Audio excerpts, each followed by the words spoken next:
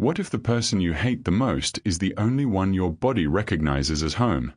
Sometimes the heart waits in silence for years, and this story shows that the wait can be rewarded.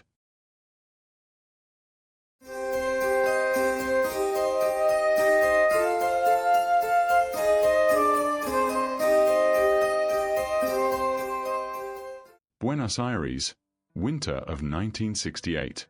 The lights of the Salon Marabou burned hot above a polished wooden floor, and Mateo Salvador Aguirre adjusted his black tie with hands that refused to tremble.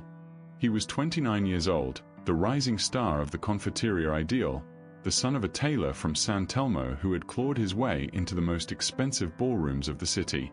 Across the room, Catalina Renata Vidal lifted her chin and pretended not to see him. She was 27, the daughter of a respected violinist from Recoleta, a tango instructor at the Teatro Colón Academy, and the only woman in the city who had ever beaten Mateo in a national competition. They had not spoken a civil word in 3 years. Tonight, the Gran Premio Nazionale would be decided, and only one of them would carry the trophy home. The orchestra began to tune. Mateo took the floor with his partner, a slim blonde named Inz, and Catalina stepped forward with her partner Rodrigo, a tall man with oiled hair and a careful smile. The bandoneon cried out the first notes of Adios Nonino, and the dancers moved. Mateo led Inz through the figures with technical precision, but his eyes drifted, against his will, toward the woman in the red dress on the other side of the floor. Catalina felt the weight of his stare like a hand on her back. She closed her eyes for 1 second, just one, and imagined it was Mateo holding her instead of Rodrigo. Her body answered. Her steps grew lighter, sharper, alive. The audience leaned forward without knowing why. When the music ended, the judges whispered. The trophy went to Catalina by a single point. Mateo walked off the stage without looking at her, and Catalina, holding the silver cup, felt nothing close to victory. That night, in the small dressing room behind the salon, she sat in front of the mirror and admitted a secret she had been hiding from herself for years. She danced best when she pretended he was her partner. And somewhere in another corner of the same building, Mateo was punching the wall of his dressing room, because he had just realized the same thing about her. The next week, a letter arrived at the academy. The organizers of the Festival Internacional de Tango, to be held in 3 months, had selected 6 dancers from Argentina to represent the country. Mateo and Catalina were both on the list. But there was a complication. The committee, tired of the public feud between the 2 stars, had made a decision that shook the tango community. Mateo and Catalina would be forced to dance together as partners, in a single choreography, or neither of them would go. Catalina read the letter twice and laughed without joy. Mateo read it and lit a cigarette he did not finish. They met for the first rehearsal in a cold studio on Avenida Corrientes. The mirrors were old, the floor scratched, and the silence between them was heavier than the bandoneon case in the corner. Catalina spoke first. She said they would do this for the country, not for each other. Mateo agreed without looking at her. They placed their hands in the closed embrace, and the moment her cheek almost touched his, both of them stopped breathing. The music started. They danced badly. Stiff, mechanical. 2 strangers pretending to be one. The teacher, an old maestro named Don Heriberto, watched from his chair and shook his head. He told them to come back tomorrow and forget everything they thought they knew. The rehearsals continued for weeks. Slowly, something shifted. Mateo learned that Catalina hummed under her breath when she was nervous. Catalina learned that Mateo always arrived 10 minutes early and drank his coffee black.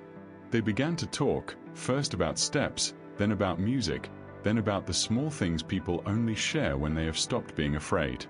One rainy afternoon, Catalina arrived at the studio soaked from the storm, and Mateo handed her his jacket without a word. She wore it for the rest of the rehearsal. That night, she did not return it. The wound each of them carried began to surface. Mateo confessed, in a quiet voice between songs, that his father had died believing his son was wasting his life on dance. He danced to prove the old man wrong, and every trophy felt empty because the only person whose approval he wanted was buried in Chacarita. Catalina, in turn, told him about her mother, a famous dancer who had abandoned the family when Catalina was 9, leaving only a pair of red shoes and a note. Catalina danced because it was the only language her mother had left her, and she feared that if she ever loved someone the way her mother had loved the stage, she would also disappear. They were standing close when she said it. Matteo did not move. He only whispered that he would never let her disappear. Then came the revelation that changed everything. One evening, Don Heriberto called them to his small flat above the studio. He was an old man, kind and tired, and he poured them 2 glasses of red wine. He told them he had a confession that had weighed on him for years. 3 years earlier, at the competition where their rivalry had begun, the one where Matteo had publicly accused Catalina of cheating and she had slapped him in front of the cameras, the truth had been different from what either of them believed. The judges had been bribed that night, but not by Catalina.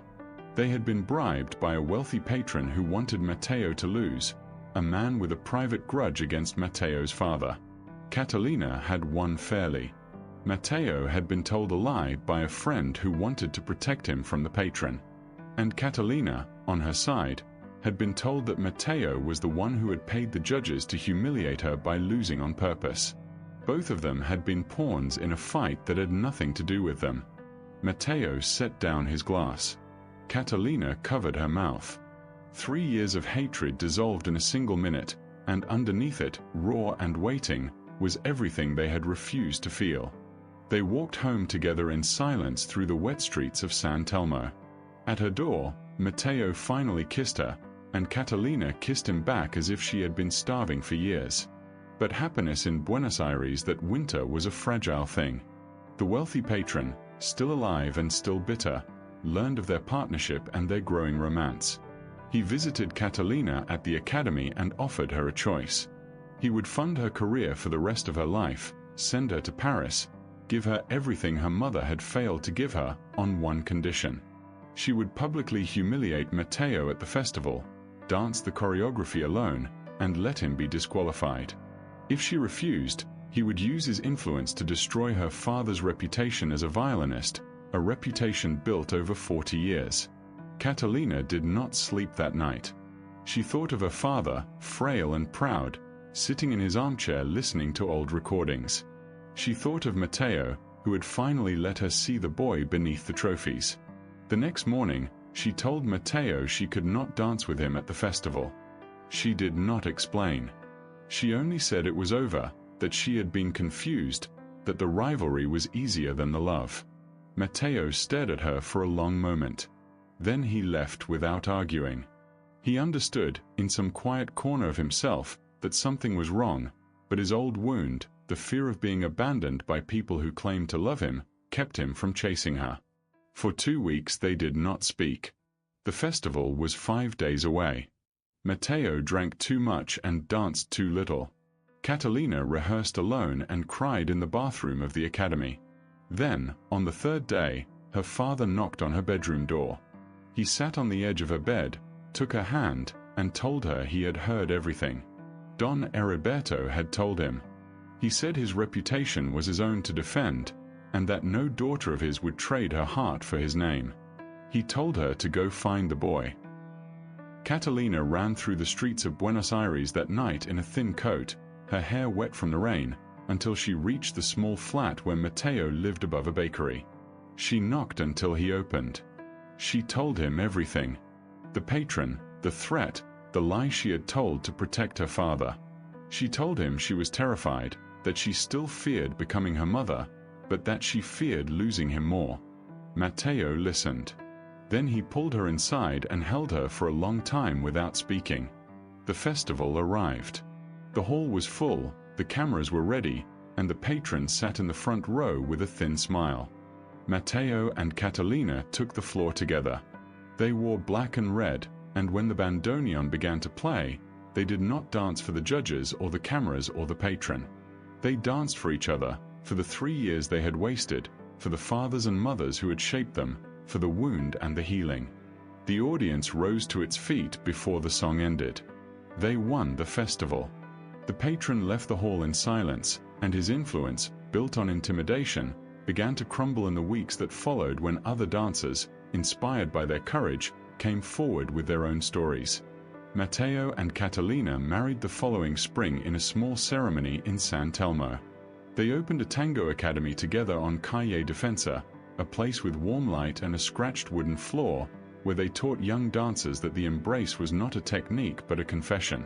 Catalina's father played the violin at their wedding, and Matteo, dancing with his wife under the lanterns, finally understood that his own father, wherever he was, would have been proud after all. They danced every night for the rest of their lives, and they never again needed to imagine anyone else. Did you enjoy today's story? Do stay with me for a moment. Do let me know in the comments, which city are you watching from? Did this message touch you? And if you have ideas for future stories, please share them. Your suggestion may become our next video. Leave a like if this message meant something to you. Subscribe so you don't miss what's coming next. If you think someone else would appreciate this message, do share it. And if you'd like to support the channel, have a look at the links in the description. Some are affiliate links, which support us at no extra cost to you. Thank you for being here. See you in the next video.